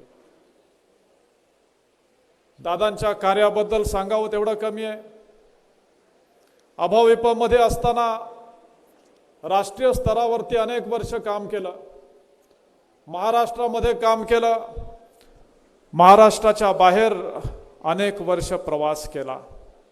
या प्रवासामध्ये नरेंद्रभाई मोदी, अमितजी शहा अशा आपल्या दिग्गज नेत्यांशी अत्यंत जवळचा दादांचा संबंध आला आणि आज देखील तो संबंध दादांनी टिकवून ठेवलाय. अभाविपमध्ये जे शिकवलं, जी पक्षाची अभाविप संघटनेची शिकवण होती, साधी राहणी आणि उच्च विचार, ती आज देखील दादांनी तशीच ठेवलेली आहे. अत्यंत साधी राहणी असून देखील उच्च विचार असणं हेच आपल्या पक्षाला अभिप्रेत आहे. आणि म्हणून दादांचं जीवन साधं आहे, पण या साध्या जीवनामध्ये संघर्ष दडलेला आहे. एक योद्धा दडलेला आहे. जिथे जिथे अन्याय होईल तिथे तिथे दादांच्या आतला योद्धा पुढे येतो आणि संघर्षासाठी तयार राहतो. ह्याची प्रचिती आपल्याला कायम येत असते. जिथे लोकांना सेवेची गरज असते तिथे सेवा करण्यासाठी दादा पुढे येतात. मग आपण मागच्या कोविडच्या वेळेला पाहिलं, सगळ्या महाराष्ट्रामध्ये कोविडने थैमान घातलं होतं. या वेळेला राष्ट्रवादी काँग्रेस, शिवसेना, सगळे नेते कार्यकर्ते घरात बसले होते. पण दादांच्या नेतृत्वाखाली महाराष्ट्रामध्ये सगळीकडे भारतीय जनता पार्टीचे कार्यकर्ते लोकांमध्ये जाऊन लोकांना विश्वास देत होते, लोकांना मदत केली. आणि म्हणून आज महाराष्ट्राच्या जनतेमध्ये, पुण्याच्या जनतेमध्ये एक भावना आहे की कोविडच्या संकट काळामध्ये आम्हाला मदत करणारी कुठली पार्टी असेल तर ती फक्त भारतीय जनता पार्टी आहे. ही भावना जनता विसरू शकणार नाहीये. मग जेव्हा आपला वाढदिवस असतो त्यावेळेला दादांनी ठरवलं की वाढदिवस जेवणावळी बुके घेऊन साजरा नाही करायचा. माझ्या वाढदिवसाच्या निमित्तानं समाजातल्या गोरगरिबांचं दुःख दूर करण्यासाठी छोटासा का होईना प्रयत्न आपण करूया. आणि म्हणून हजारो रिक्षा चालकांना CNGचे कुपन देण्यात आले. हजारो लोकांना अन्नधान्य वाटप करण्यात आलं. प्रचंड मोठ्या प्रमाणात पुणे शहरामध्ये सेवा कार्य करण्यात आलं.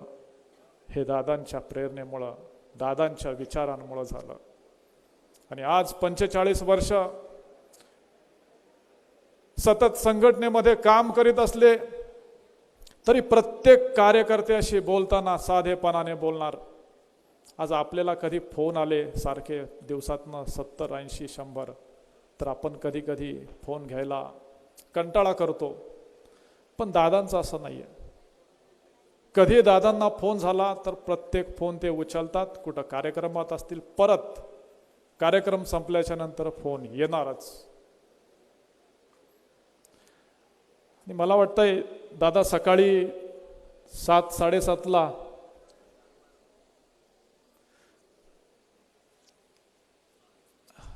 उपक 7, 7:30ला आपले कार्यक्रम चालू झाले. कधी प्रवासामध्ये थोडेसे लवकर होतात, तर सतत 11, 11:30, 12 वाजू दे एवढे कार्यक्रम करतात दादा. एवढी क्षमता आहे त्यांची कार्यक्रम करण्याची. आमच्या बैठका कधी 10 वाजता बोलवतात, कधी 10:30 वाजता रात्री बोलवतात आणि त्या चालतात 12:30, 1 वाजेपर्यंत कधी कधी. एवढा वेळ संघटनेसाठी पूर्ण क्षमतेने काम करणारे आपले अध्यक्ष आहेत.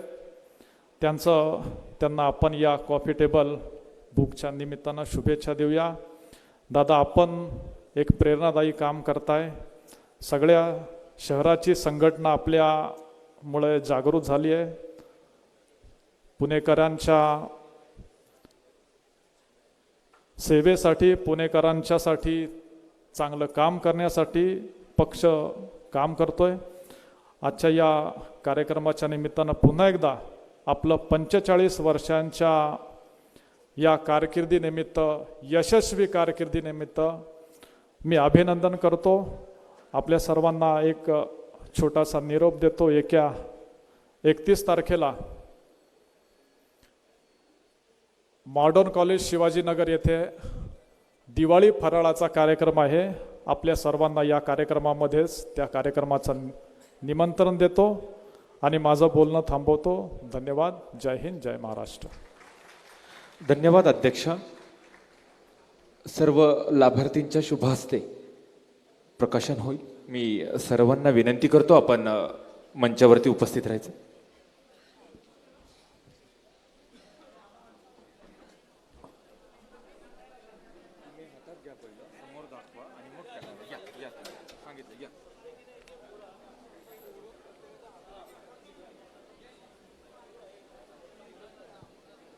झेंडा फाल्या कामाचा जो घेऊन निघाला,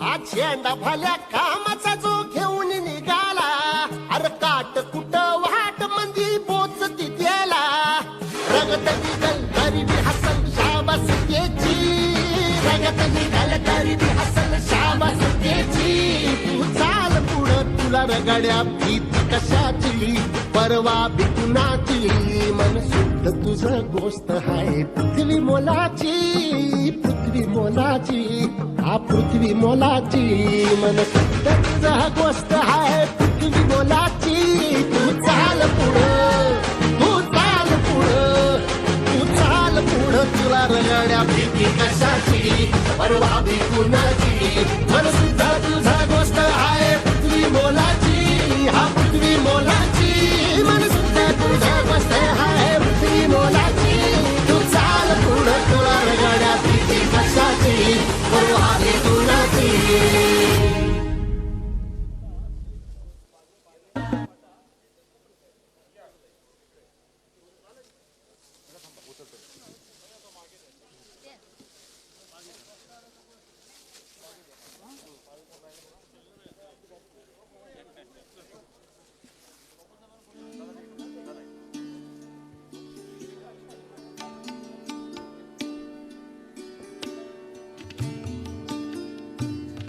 हॅलो हॅलो, बोला भारत माता की, भारत माता की. चंद्रकांत दादा पाटील आगे बढ़ो.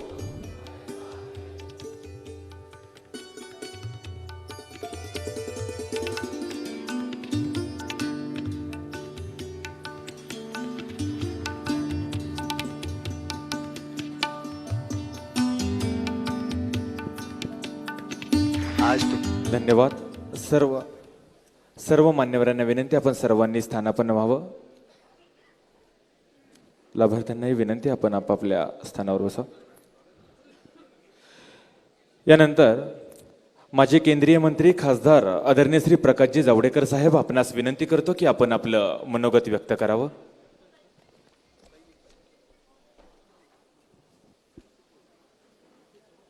आज एका अतिशय चांगल्या कार्यक्रमाला मला यायला मिळालं, याचा मला आनंद वाटतो. आणि सर्वांना दिवाळीच्या लक्ष लक्ष शुभेच्छा.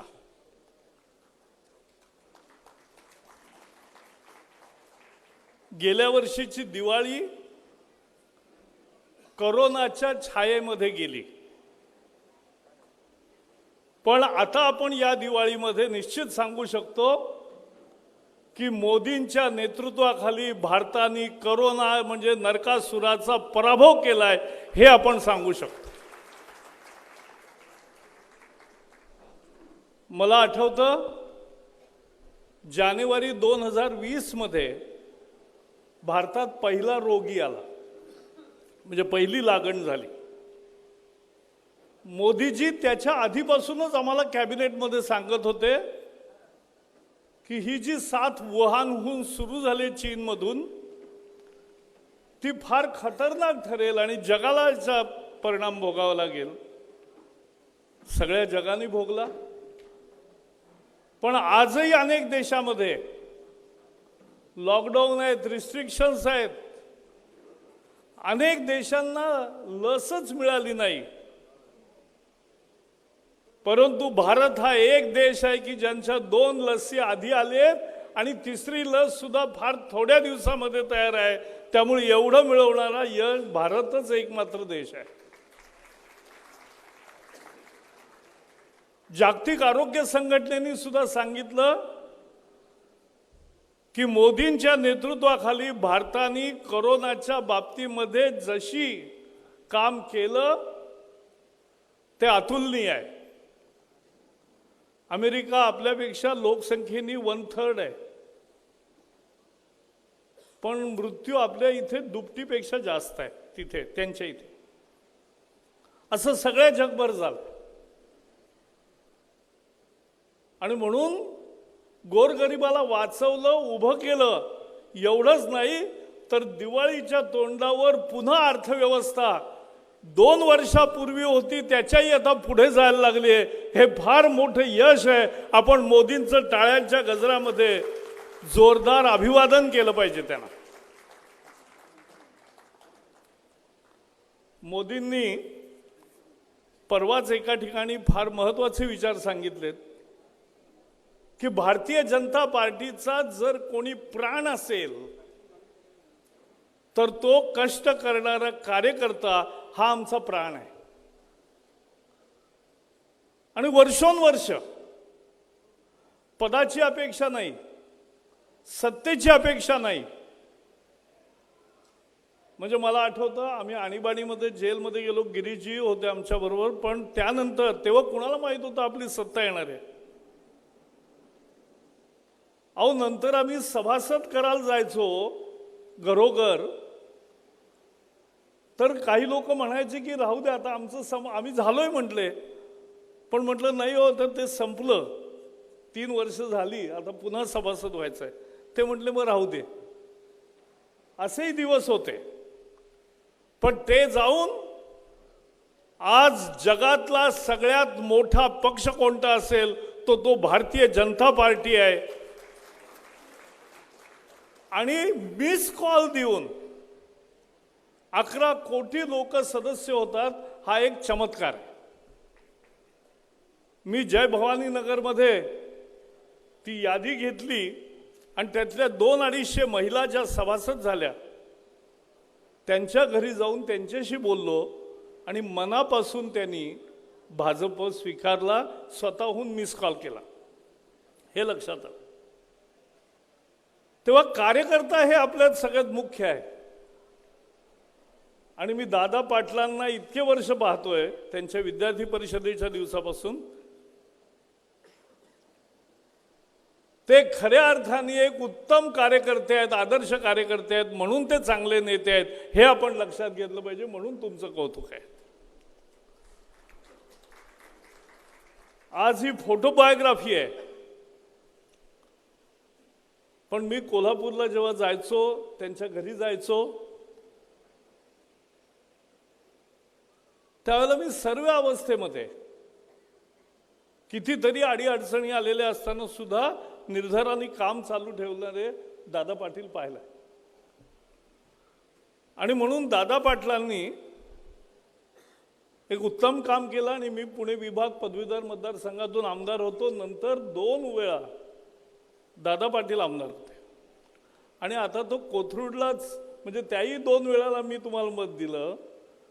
आणि आता कोथरूडमध्येच आमदारचं उभं राहिलात म्हणून मी तिथेही मत दिलं. त्यामुळे तुमचं आमचं नातं असं आहे. पण हा खऱ्या अर्थाने कार्यकर्त्यांचा गौरव आहे. एक मात्र मला निश्चित सांगायचं आहे, भारतीय जनता पार्टी किंवा आपली हारलो नाही आपण विधानसभा निवडणूक. दादा पाटील अध्यक्ष असताना विधानसभेची निवडणूक 19 साली झाली आणि त्यामध्ये भाजप शिवसेना युती होती. त्याला पूर्ण विजय मिळाला, पूर्ण बहुमत मिळालं. आपण सत्तेत आलो, म्हणजे आपण विजयी झालो. पण विजयी झाल्यानंतर शिवसेनेने गद्दारी केली आणि गद्दारी करून मोदी विरोधकांशी हात मिळवणी केली. हा संदेश सगळ्या घरोघर जाऊन सांगितला पाहिजे, हे आपल्या लक्षात आलं पाहिजे. आणि मी आपल्याला खात्री देऊ इच्छितो, देशभर जसं 2 वेळा भारतीय जनता पार्टीने आपल्या ताकदीवर पूर्ण बहुमत मिळवलं लोकसभेत, तसं विधानसभेत आणि येणाऱ्या महापालिका निवडणुकीतही आपण पूर्ण बहुमत मिळवू. आपले मित्र कोणी असले नसले त्याचा मुद्दा नाही, आपण बहुमत मिळवू एवढा खात्री मनाशी बाळगा. आणि आजच्या या सत्काराच्या निमित्ताने तोच निश्चय करून आपण सगळ्यांनी इथून जावं, एवढाच मी विनंती करीन. आणि आपण सगळेजण आज मोठ्या संख्येने दिवाळीच्या तोंडावर इतके आलात, त्यामुळे सगळ्यांना आभार मानतो, सगळ्यांचं अभिनंदन करतो. पुन्हा एकदा दिवाळीच्या लक्ष लक्ष शुभेच्छा. हॅलो, धन्यवाद. बसावा. भारतीय जनता पार्टी महाराष्ट्र राज्याचे प्रदेशाध्यक्ष आणि कोथरूड विधानसभा मतदारसंघाचे लाडके कार्यक्षम आमदार मला नेहमी थांब म्हणतात, पण आज दादा तुम्ही खूप वेळ दिलात, 13 मिनिटाची. साधारणतः माझ्या प्रत्येक कार्यक्रमामध्ये मी त्याचं शर्ट खेचत असतो, पण आज मी ठरवलं की याचं काही शर्ट खेचायचं नाही. आणि त्यांनी शर्ट खेचतील अशा भीतीने जेवढ्या लवकर संपवतं तेवढं संपवलं. यानंतर जेवणही आहे आणि खरं म्हणजे कार्यक्रमानंतरचा कार्यक्रम हाच खरा कार्यक्रम असतो. त्यामुळे मी फार वेळ मला त्याने आवाहन करण्याची वाट न बघता माईक ताब्यात घेतला. त्यामुळे त्या लवकर संपवण्याचाच भाग म्हणून व्यासपीठावरच्या सगळ्यांची नावं न घेता मी आपल्या प्रमुख नेत्यांची नावं घेतो. व्यासपीठावर उपस्थित आपल्या सगळ्यांचे नेते पुणे शहरातलं काम रुजण्यामध्ये आणि विरोधकांना आपली ताकद नेहमी रजिस्टर करण्यामध्ये ज्यांचा मोठा सहभाग राहिला असे आपले सगळ्यांचे नेते आणि सगळ्यांचे मित्र, सगळ्यांचे पालक, खासदार गिरीशजी बापट, अनेक वर्ष केंद्रामध्ये काम करता आहेत, संपूर्ण देशामध्ये प्रवास करतायत असे आपले सगळ्यांचे दुसरे मित्र प्रकाशजी जावडेकर, आपल्या शहराचे महापौर मुरलीधर अण्णा मोहोळ, आपल्या शहराचे अध्यक्ष जगदीशजी मुळीक, व्यासपीठावरील सर्व मान्यवर आणि अपेक्षेपेक्षाही जास्त संख्येने या ठिकाणी उपस्थित बंधू आणि भगिनींनो, आज 2 वर्ष कोथरूड विधानसभेचा आमदार झालो त्याला झाली आणि 2.5 वर्ष प्रदेश अध्यक्ष झालो त्याला झाली. याबद्दल एक कार्यक्रम करावा हा मूळ संदीप खर्डेकरांचा आग्रह आणि तो ज्यावेळेला आग्रह त्यांनी धरला आणि त्यानिमित्ताने एक फोटो बायोग्राफी, थोडक्यात वेगळ्या कार्यक्रमांच्या फोटोचं एकत्रित पुस्तक करावं असं त्याने आग्रह धरला. त्यावेळेला मी थोडा रिलक्टंट होतो 2 कारणाने की कोविडच्या पार्श्वभूमीवर आपण इतका मोठा कार्यक्रम करू नये आणि सगळ्यात महत्त्वाचं म्हणजे आपण जे केलं ते लोकांसमोर येण्याची आवश्यकता नाही असं माझं नेहमीचं मत आहे. पण संदीपने आग्रह सोडला नाही. परिणामी आज हे पुस्तकही तयार झालं आणि हा कार्यक्रमही झाला. मी प्रत्येक कार्यक्रमाला संघटनात्मक जोड देत असतो. पुणे महानगरपालिकेच्या निवडणुकीच्या दृष्टीने झाला हा एकत्रीकरणाचा कार्यक्रम चांगला झाला. सगळ्यात शेवटी मी त्यावर एक वाक्य बोलून माझं बोलणं संपवणार आहे. अनेकांनी या ठिकाणी भाषणं केली, मनापासून भाषणं केली आणि हा मुद्दा अधोरेखित केला की सेवा हेच संघटन. मोदीजीने हा आग्रह धरला आहे आपल्याला की राजकारण तर करू, आपल्यासारखे राजकारण करणारे कोणी नाही. अनेक विरोधी पक्षातले राजकारणी माझ्याबद्दल म्हणताना असं म्हणतात की यांचे 2 चेहरे आहेत, एक प्रचंड प्रेमळ आणि प्रचंड डोक्यात ठेवून हिशोब चुकता करणारे. खरं आहे माझं वर्णन ते, कारण आम्ही राजकारणात आहोत त्यामुळे हिसाब चुकता केला नाही तर कसं काय होणार. पण प्रेमळही आहोत, तेच माझे विरोधक हे मान्य करतात की टोकाचे प्रेमळ. आणि त्यामुळे अतिशय चांगलं राजकारण करणारे आपण असलो, निवडणुका जिंकणारे असलो, विरोधकांवर मात करणारे असलो, विरोधकांना रोज ठोसा देणारे असलो, चिमटा काढणारे असलो, तरी सेवा हेच संघटन. कारण शेवटी हे चाललं आहे कशासाठी, तर माणसाच्या सुखासाठी चाललेलं आहे.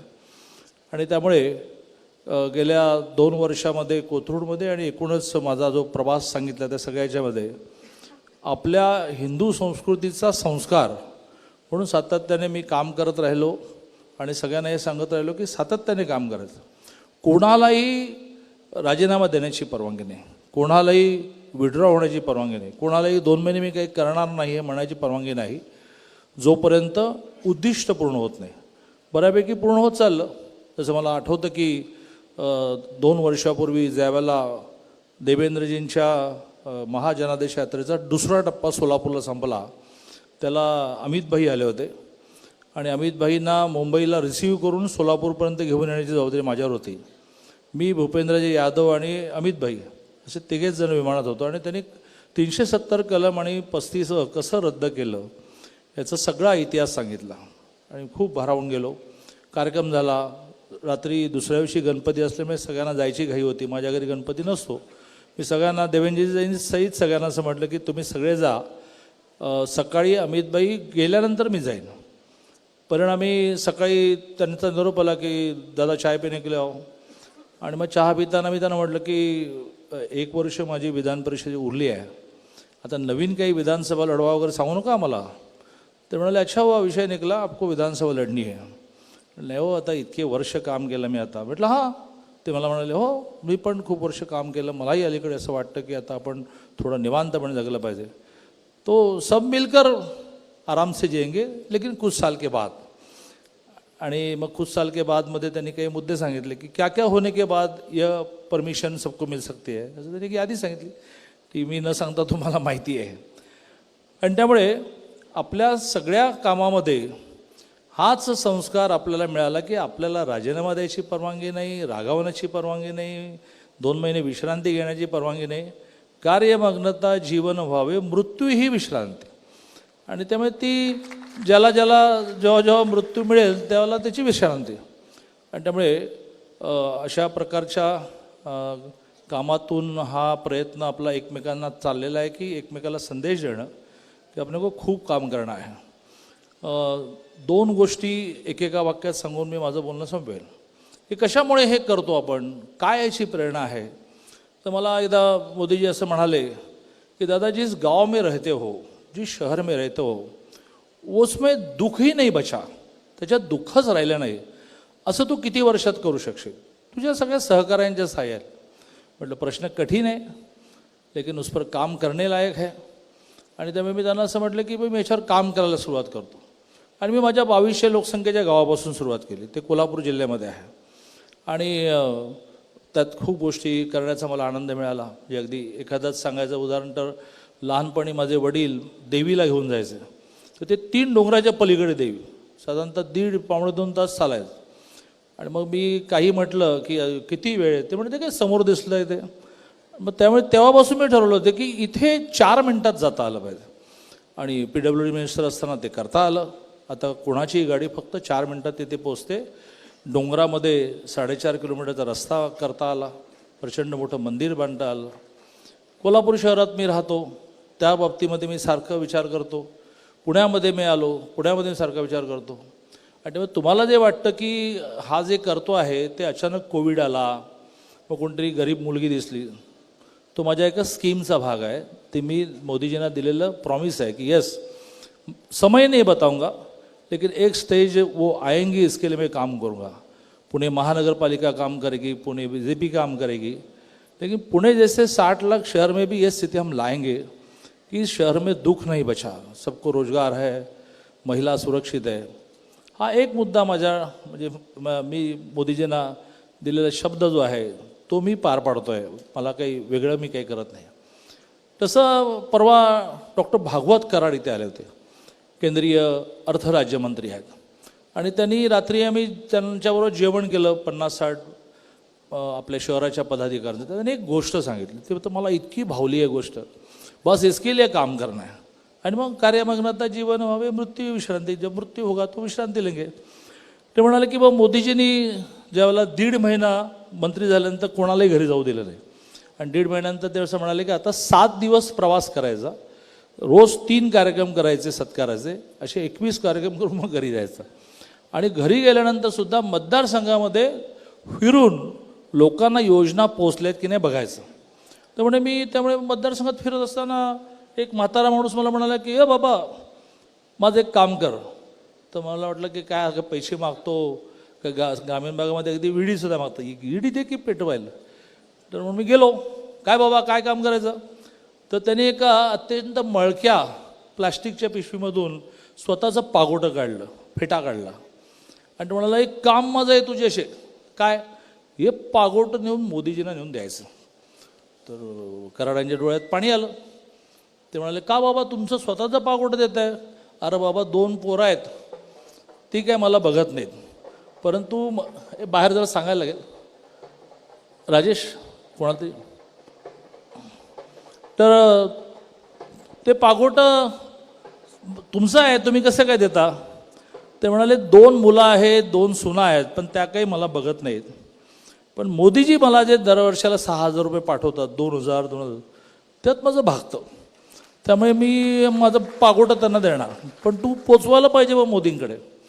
तर मला म्हणे हे न पोचवून कसं चालेल, म्हणून मी ते घेतलं आणि मोदीजींना दिलं. मोदीजींच्या डोळ्यात पाणी आलं. मोदीजी म्हणाले फोन लगाओ उसको. तर डॉक्टर कराड हसले, म्हणाले त्याच्याकडे कुठून फोन आला. कुछ भी करो तेरा कार्यकर्ता भेजो उसको फोन लगाकर मुझे दो. 2 दिवसामध्ये डॉक्टर कराडांनी त्याची व्यवस्था केली. कार्यकर्ता गेला, फोन लावला आणि मोदीजी त्याच्याशी बोलले.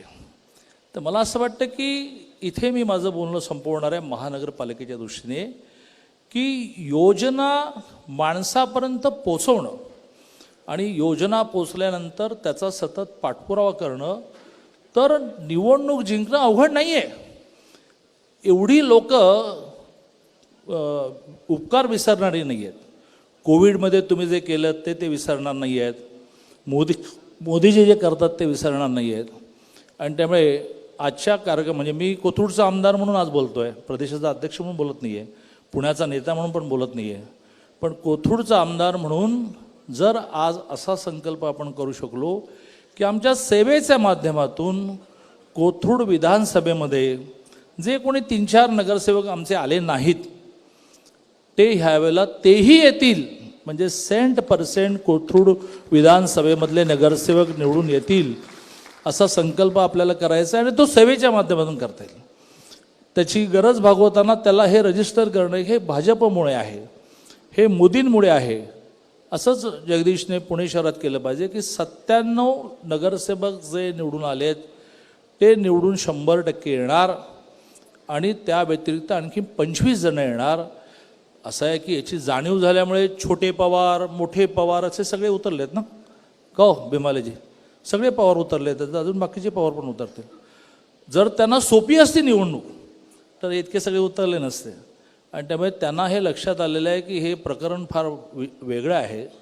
यांनी सेवेच्या माध्यमातून घराघरामध्ये इतका संपर्क निर्माण केलेला आहे की यांना आता निवडणूक होण्याचीच फक्त बाकी आहे असं जाणवल्यामुळेच छोटे पवार कमी पडल्यामुळे मोठे पवार पण उतरलेले आहेत.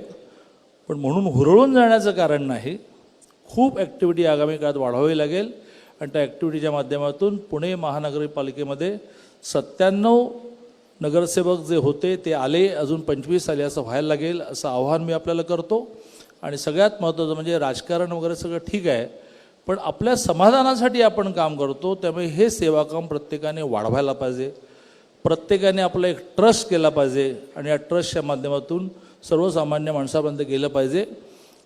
संदीपने उल्लेख केलेला जो प्रसंग आहे तो मी सांगून माझं बोलणं संपवतो की एक लहान मुलगी रिक्षावाल्याची, त्याचा अख्खा पाठीचा कणा बदलावा लागला. नवीन टेक्नॉलॉजी आली की ज्याच्यामध्ये एक पूर्णपणे आर्टिफिशियल पाठीचा कणा बसवावा लागतो. त्याला 32 लाख रुपये खर्च.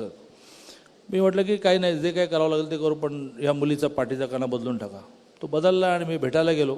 लहान मुलगी तिला डॉक्टरांनी सांगितलं होते की तू असं पटकन उठायचं नाही. पण मला बघितल्यानंतर ती ज्या वेगाने बेडवरून खाली उतरली, डॉक्टर मी सगळे घाबरलो, पण ती ज्या वेगाने उठली आणि मला नमस्कार करायला आली, तिथे मी संदीपला म्हटलं की माझ्या आयुष्याची इतकी कर्तव्यता झाली की याच्यापेक्षा वेगळं काय करायचं आहे. पदं मिळणं आणि याच्यात आपलं काहीच नाही. आणि त्यामुळे आपण सगळ्यांनी आगामी काळामध्ये महानगरपालिका जिंकण्याचा पाया हा सेवा आहे आणि महानगरपालिका जिंकूनही सेवाच करायची हे लक्षात ठेवावं. मी पुन्हा एकदा आपल्या सगळ्यांना नम्रपणे नमस्कार करतो आणि माझं बोलू समोर. धन्यवाद दादा.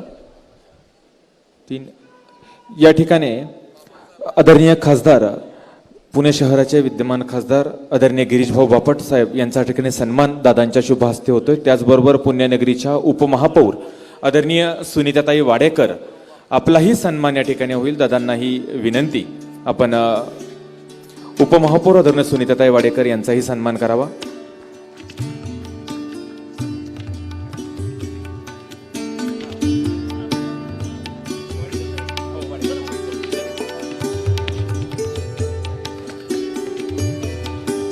यानंतर दादांच्या शुभ हस्ते आणि पुणे शहराचे अध्यक्ष यांच्या शुभ हस्ते 3 प्रवेश या ठिकाणी होतील.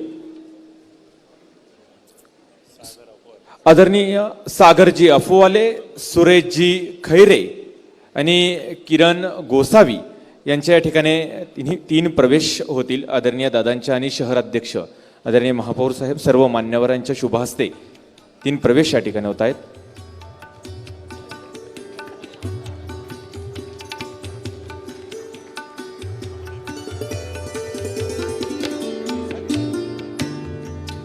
सागरजी अफोवाले, सुरेशजी खैरे, किरणजी गोसावी.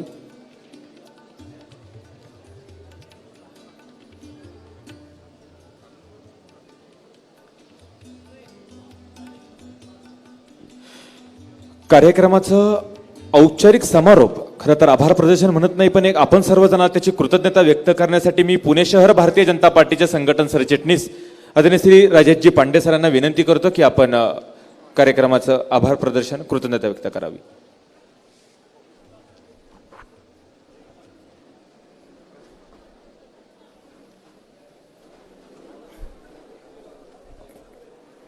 व्यासपीठावर विराजमान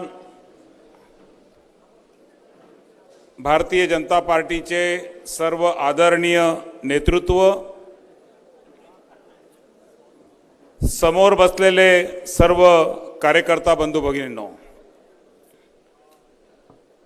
एक संघाची ओळ आहे की समाज जीवन भारून टाकू चैतन्याने अभिमानाने, वैभवशाली भवितव्याला घडवू निज कर्तृत्वाने. आपल्या स्वतःच्या कर्तृत्वाने या देशाच्या, समाजाच्या, सामान्य माणसाच्या वैभवासाठी आपल्या कर्तृत्वाने आणि संघर्षाने पुढे आलेले आपले दादा यांच्या या कार्य अहवालाच्या प्रकाशनाच्या समारोप आणि आभार प्रसंगी आपण सगळे या ठिकाणी उपस्थित आहात. दादांचा जो उल्लेख झाला, माझं सौभाग्य आहे की या 45 वर्षामधले 42 वर्ष मी दादांबरोबर रोज आहे असं म्हटलं तरी चालेल.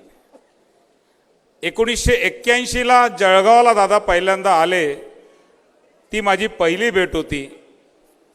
आणि 81 पासून आजपर्यंत समाज जीवनातला एक अत्यंत जवळचा मित्र, एक मोठा भाऊ आणि माझ्या प्रत्येक सुखदुःखामध्ये, माझ्या घरातल्या प्रत्येक निर्णयामध्ये, माझ्या सामाजिक निर्णयामध्ये ज्यांचा सहभाग आहे, अशा दादांचा सहवास मला गेली 42 वर्ष सलग लाभलेला आहे. म्हणजे जो पहिला 81चा फोटो बघितला त्या कार्यक्रमालाही मी त्या ठिकाणी उपस्थित होतो आणि तिथपासून तर आज 45व्या वर्षात त्या कार्यक्रमालाही उपस्थित आहे. मला असं वाटतं की इतक्या प्रतिकूलतेतनं पुढे आलेलं व्यक्तिमत्व, मी एकदा दादांना सहज विचारलं, दादा जर विद्यार्थी परिषदेत आले नसते तर, म्हणजे कोणीतरी संघाचा, परिषदेचा कार्यकर्ता रे रोडच्या त्या चाळीमध्ये दादांना भेटून परिषदेच्या कार्यक्रमाचा निरोप दिला नसता समजा, तर दादा काय असते याचाही मी अनुभव घेतलेला आहे. कारण परिषदेत येण्याच्या आधीचे दादा, आपल्याला सांगितलं तर विश्वास बसणार नाही, पण मुंबईच्या अंडरवर्ल्डमधल्या प्रत्येक माणसाला रोज भेटणारे दादा होते. आणि त्यानंतर सुद्धा अगदी शेवटचं पुणे विद्यापीठाच्या निवडणुकीमध्ये 88 मध्ये दिलीप काळोखे चेअरमन झाले आणि त्या निवडणुकीत रक्तपात झाला. त्या निवडणुकीतला चॉपर घेऊन संघर्ष करणारे NSUIवरचे दादापीन माझ्या डोळ्याने मी बघितलेले आहेत. त्यामुळे सेवा, संस्कार आणि संघर्ष अशा अनेक प्रसंग मुंबईच्या दंगलीतला असेल, मुंबईच्या सगळ्या गुन्हेगारी जगतामधल्या अनेकांच्या विषयातल्या परिवर्तनाचा असेल, तर सामान्य माणसाच्या बदलामध्ये असेल. मला असं वाटतं की हे राष्ट्रीय स्वयंसेवक संघ आणि विद्यार्थी परिषदेच्या संस्काराचा परिणाम आहे की एखाद्याला परिस्पर्श होतो आणि त्या माणसामध्ये इतका परिवर्तन होतं. असे चंद्रकांत दादा 80% समाजकारण आणि 20% राजकारण याच्यावर विश्वास ठेवणारे दादा. दादा, आपल्याला पुन्हा एकदा त्या संघाच्या ओळीने मी माझं बोलणं संपवेल की तन समर्पित मन समर्पित और यह जीवन समर्पित, चाहता हूं मातृभू तुझे कुछ और भी दूं.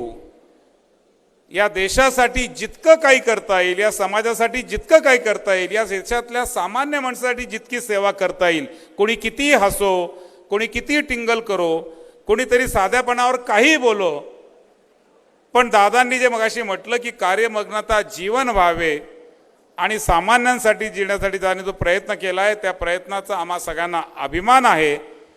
पुन्हा एकदा दादांच्या या कार्य अहवालाच्या निमित्ताने, या कॉफी टेबल बुकच्या निमित्ताने दादांच्या भावी सामाजिक जीवना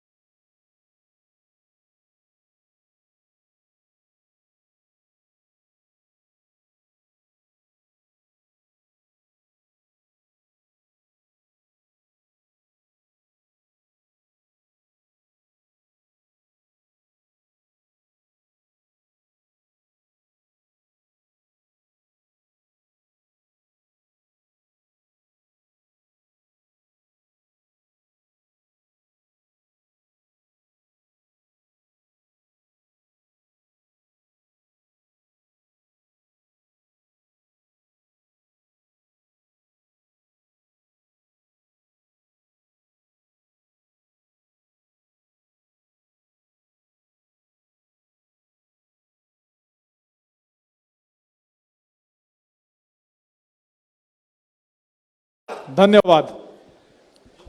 यानंतर आपण सर्वांनी भोजनाचा आस्वाद घ्यावा. धन्यवाद. दादा व्यासपीठावर उपस्थित राहणार आहेत.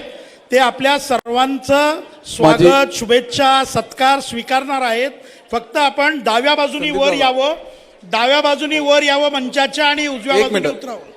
सरस्वतीताई, महत्वाचा एक निरोप आहे. भारतीय जनता पार्टी युवा मोर्चाच्या युवा वॉरियर्स उद्या सकाळी 10:30 वाजता छत्रपती शिवाजी महाराजांच्या स्मारकाजवळ या ठिकाणी कार्यक्रम आहे. आपल्या महाराष्ट्राचे सरचिटणीस सन्माननीय चंद्रशेखर बावनकुळे यांचा तो दौरा आहे. कोथरूड भारतीय जनता पार्टीच्या सर्व पदाधिकाऱ्यांना मी विनंती करतो की आपण त्या कार्यक्रमाला उपस्थित राहावे. सांगतोय तुम्ही ऐकतच नाही ना, चुकीचं आहे ना. या या या या या या. यानंतर आपण या ठिकाणी विविध संस्था संघटनांच्या वतीने दादांचा सत्कार होतो आहे. बाकी सर्वांनी भोजनाचा आस्वाद घ्यावा.